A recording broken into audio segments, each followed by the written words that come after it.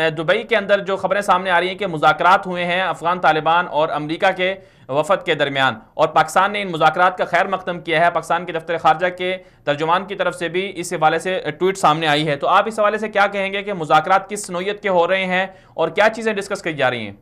कैदियों के तबादले और जंगबंदी पर बात हो रही है। अफगान तालिबान के मरकजी तर्जुमान ज़बीहुल्लाह मुजाहिद ने रात रात देर से एक बयान जारी किया था, जिसमें उन्होंने कहा था कि अफगानिस्तान समेत इसमें पाकिस्तान, यूएई, सऊदी अरब और अमेरिका के नुमाइंदे शामिल होंगे। लेकिन आज पाकिस्तान के हुकाम का कहना है कि इसमें पाकिस्तान का कोई नुमाइंदा बाज़ाब्ता मुज़ाकरात में नहीं होगा, बल्कि साइड लाइन पर ताउन के लिए होगा। ताहम मुत्तहिदा अरब इमारात और सऊदी अरब के नुमाइंदे बराह रास्त मुज़ाकरात में शामिल है। अफगान हुकूमत का कहना है कि उसका कोई नुमाइंदा इस मुज़ाकरात में शामिल नहीं है, जिससे कुछ शकूक तो बढ़ रहे हैं, लेकिन कतर में इसके जो मुज़ाकरात होंगे उसके मुस्बत नताइज आएंगे। और इस इब्तदाई मुज़ाकरात में इन तीन बातों पर ज्यादा तवज्जो दी जा रही है कि अफगानिस्तान में फौरी जंगबंदी की जाए, अफगानिस्तान में कैदियों की एक दूसरे का तबादला किया जाए, क्योंकि अफगान तालिबान का कहना है कि उनके 10,000 कैदी इस वक्त हुकूमत के कैदखानों में है, जबकि हुकूमत कह रही है कि अफगान तालिबान के पास उनके 3,000 से ज्यादा सिक्योरिटी एहलकार कैद है। ये मुज़ाकरात एक ऐसे वक्त में आ रहे हैं कि आज अफगान इलेक्शन कमीशन ने ये ऐलान किया है कि 20 अप्रैल को सदारती इंतखाबात मुनक्किद होंगे और आइंदा हफ्ते से इस सदारती इंतखाबात के लिए उम्मीदवार की रजिस्ट्रेशन शुरू हो जाएगी। लिहाजा इस ऐलान से इस मुज़ाकरात पर असरात पड़ने का खदशा है।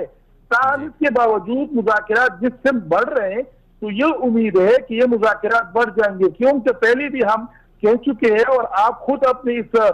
शो में सबको बता चुके हैं अपने प्रोग्रामों में कि इन मुज़ाकरात की कामयाबी में सऊदी अरब, मुत्तहिदा अरब इमारात और पाकिस्तान का कलीदी किरदार होगा, जिसको अब अमेरिका ने भी तस्लीम किया है। जी कासिम साहब, एक और बात सुनने में आ रही है कि कुछ अफगान तालिबान के अंदर से कुछ लोग नाराज हैं कि अभी मुज़ाकरात नहीं होने चाहिए, हम तो जंग जीते हुए हैं।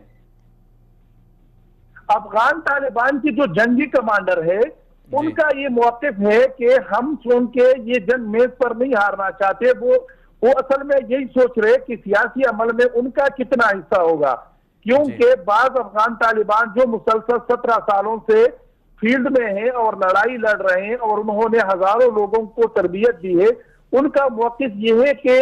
अगर फौरी जंगबंदी या फौरी मुआहिदा हो जाता है तो उन जंगजुओं को किस तरह डिसमेंटल किया जाएगा, उनकी असला किस तरह वापस लिया जाएगा और उनको इस बात पर किस तरह राजी किया जाएगा कि अफगान हुकूमत के साथ मिलकर, अफगान सियासी लोगों के साथ मिलकर और अमेरिका के साथ मिलकर हम हुकूमत कर रहे हैं। क्योंकि असल मसला इनके पास यही है कि इनको इन हजारों जमजूम को